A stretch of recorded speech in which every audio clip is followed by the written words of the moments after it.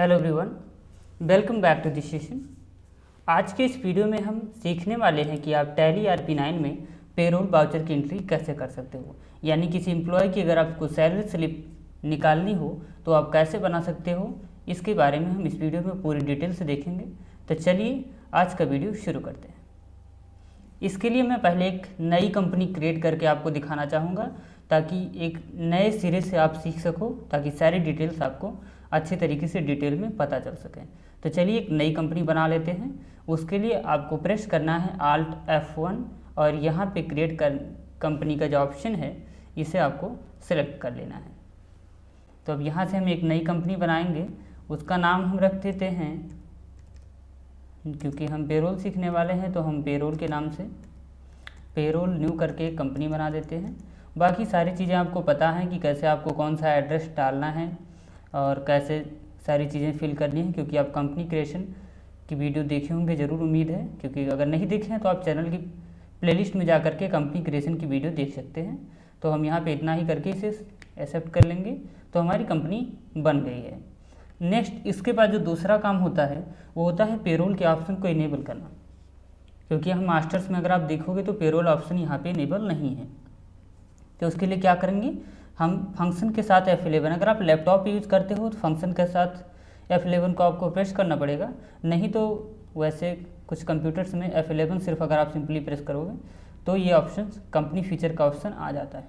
यहाँ accounting feature को आपको सिलेक्ट कर लेना है और प्रेस इंटर कर देना है। उसके बाद यहाँ पे अगर नीचे आप देखोगे तो पेरोल का ऑप्शन आ जाता है, मेंटेन पेरोल, इसे आपको यस कर देना है और इसे हम सेव कर लेंगे। कंट्रोल के साथ A करके भी सेव कर सकते हो और इंटर करके भी आप सेव कर सकते हो। फिर हम स्किप करके गेटवे ऑफ टैली पे आ जाएंगे। अब यहाँ पे आप देखोगे पेरोल इन्फॉर्मेशन करके एक ऑप्शन आ चुका है। तो चलिए देखते हैं पेरोल इन्फो क्या होता है। इसके लिए आपको पेरोल इन्फो को चालू करना है और यहाँ पे पहले होता है एम्प्लॉय ग्रुप क्रिएट करना। पहले एम्प्लॉय का ग्रुप क्रिएट करते हैं। जैसे कि मान लिया हम किसी मैनेजर की सैलरी डिडक्ट करना चाहते हैं, तो हम यहाँ पे क्या करेंगे, यहाँ पे हम एक ग्रुप बनाएंगे मैनेजर के नाम का, इसको अंडर प्राइमरी ले लेंगे और इसे सेव कर लेंगे। और देन हम एम्प्लॉय क्रिएट करेंगे। पहले मैंने ग्रुप बनाना है एम्प्लॉय ग्रुप, देन आपको एम्प्लॉय बनाना है। एम्प्लॉय क्रिएट करेंगे तो एम्प्लॉय क्रिएट करने के लिए किसी उस एम्प्लॉय का नाम ले लेते हैं। जैसे मैं एम्प्लॉय का नाम ले लेता हूँ जाहिद, तो जाहिद निजामी, तो मैंने यहाँ पे ले लिया। और एम्प्लॉय नेम, उसके बाद हम यहाँ पे मैनेजर अंडर, क्योंकि इसका डिजिग्नेशन जो रहेगा वो मैनेजर रहेगा।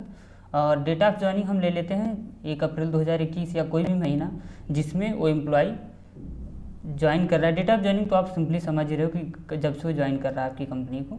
बाकी सैलरी डिटेल अगर आप यहाँ से डिफाइन करना चाहते हो तो यहीं से यस करके डिफाइन कर सकते हो। बाकी इसको मैं अभी डिटेल में बताने वाला हूँ, तो यहाँ से हम इसे नो ही रखते हैं। बाकी यहाँ पे सारा एम्प्लॉय नंबर वगैरह जो होता है वो वहाँ पे कंपनी में अगर आप काम करोगे तो आपको सारी चीज़ें उसकी पता रहेंगी कि जिस एम्प्लॉय की आपको भरनी होगी।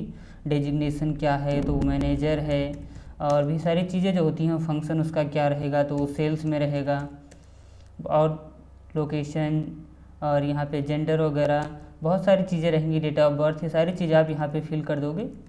एड्रेस वगैरह, ईमेल, फ़ोन नंबर, यहाँ से बैंक डिटेल भी आपको प्रोवाइड करना होगा, क्योंकि आपको बैंक में अगर ट्रांजेक्शन करना होगा तो यहाँ से आप बैंक डिटेल प्रोवाइड करा सकते हो, देख सकते हो, अकाउंट नंबर, FSC कोड। तो ये हो गया बैंक डिटेल। और इसे हम नो करके आगे बढ़ते हैं। तो इनकम टैक्स वगैरह डिटेक्ट करना होगा, क्योंकि जो पेरोल होता है इसमें क्या होता है, सारे हेड्स बनाने के बाद उसमें एक इनकम टैक्स के हेड बनाए जाते हैं ताकि आप इनकम टैक्स भी यही डिटेक्ट कर सको। तो अगर आप इनकम टैक्स भी डिटेक्ट करना चाहते हो तो उसके लिए पैन नंबर वगैरह देने होते हैं। बाकी इसको आपको सारी चीज़ें फिल करके सेव कर लेनी है।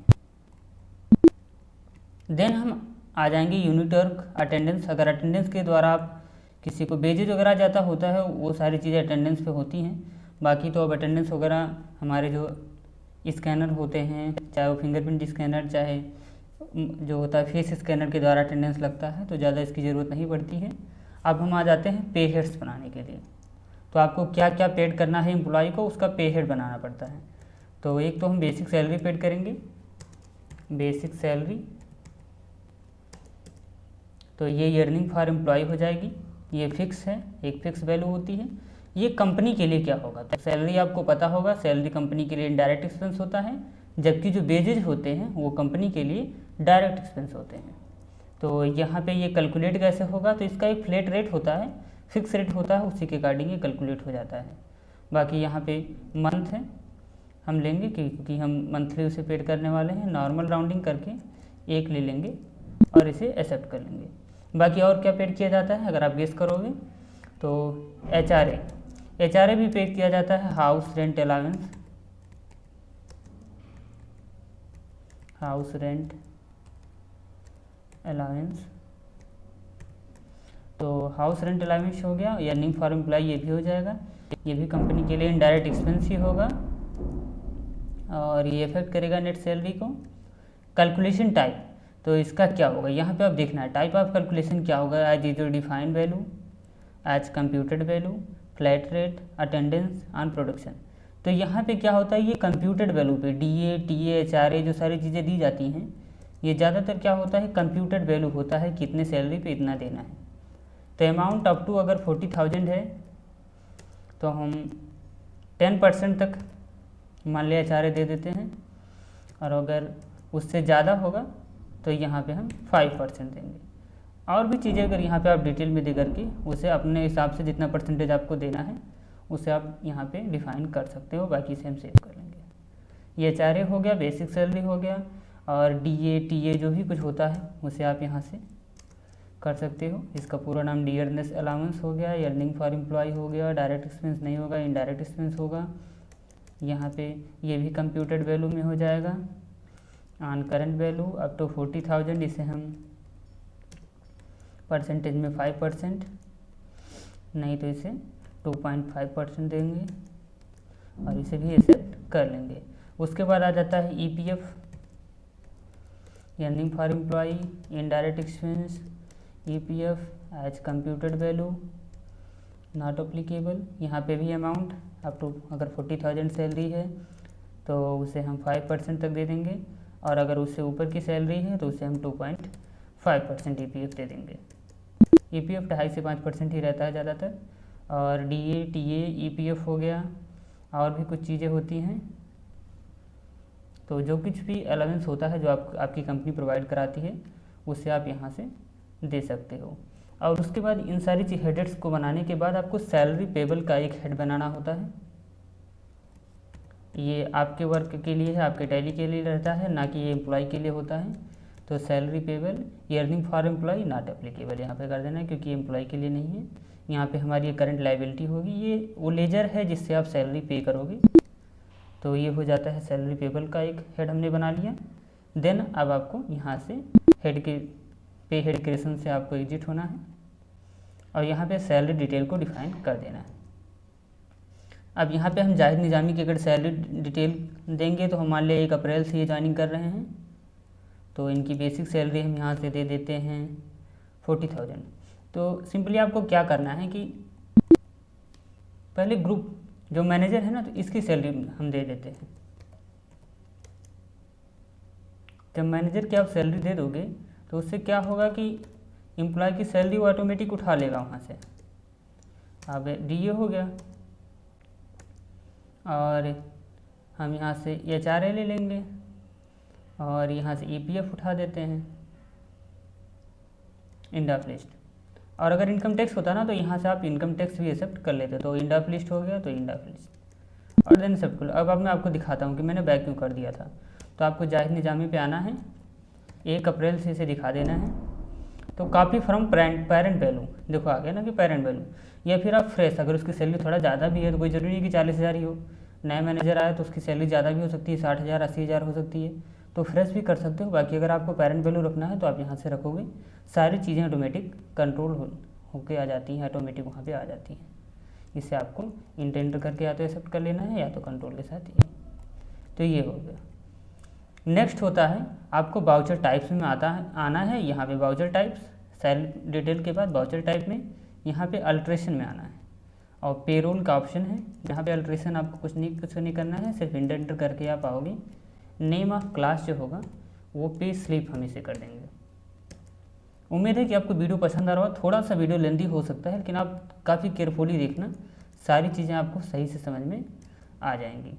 और हमने यहाँ पे इसे कर दिया सेव।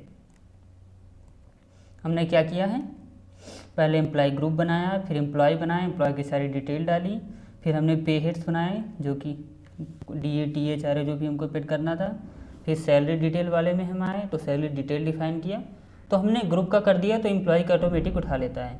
फिर बाउचर टाइप में हम आए और बाउचर टाइप में अल्ट्रेशन में गए और यहाँ पे हमने सेलेक्ट किया पेरोल, और पेरोल में आकर के हमने यहाँ पे कुछ नहीं इंटर करना है, डायरेक्ट यहाँ पे नेम ऑफ क्लास में पे स्लिप करना है और यहाँ पे इसे एक्सेप्ट कर लेना है।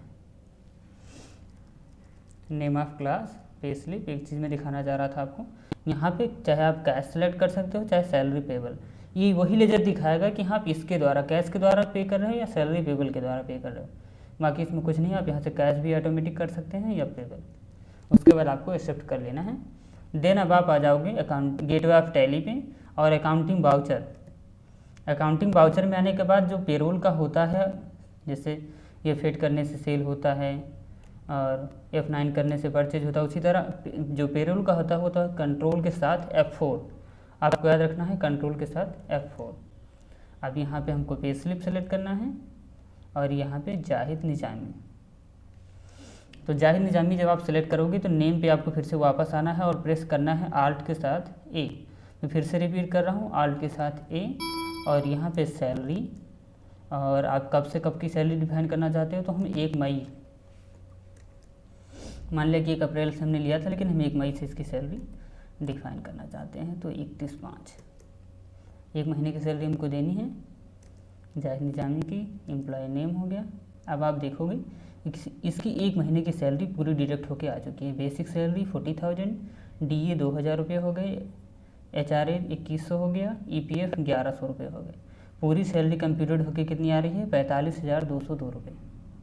पे पीरियड कब से है, नरेशन में ऑटोमेटिक नरेशन आ जाता है यहाँ पे 1 मई से 31 मई। हम इंटर करके इसे सेव कर लेंगे। अब अगर हम इसे देना चाहते हैं उसे प्रिंट करके तो डिस्प्ले डे बुक, यहाँ पे गेटवे ऑफ टैली पे आपको आना है।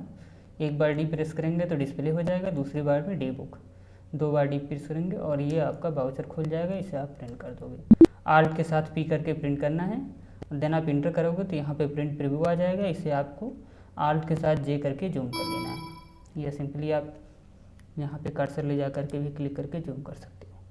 आप देखोगे तो आपकी सैलरी स्लिप जो बन के तैयार हो गई है। इससे आप सैलरी स्लिप एम्प्लॉय को प्रोवाइड करा सकते हो। तो ये था कि पेरोल वाउचर में एंट्री कैसे की जाती है, सैलरी स्लिप कैसे बनाई जाती है। उम्मीद है कि आपको वीडियो पसंद आया होगा। बाकी फिर मिलते हैं नेक्स्ट वीडियो में। Thanks for watching.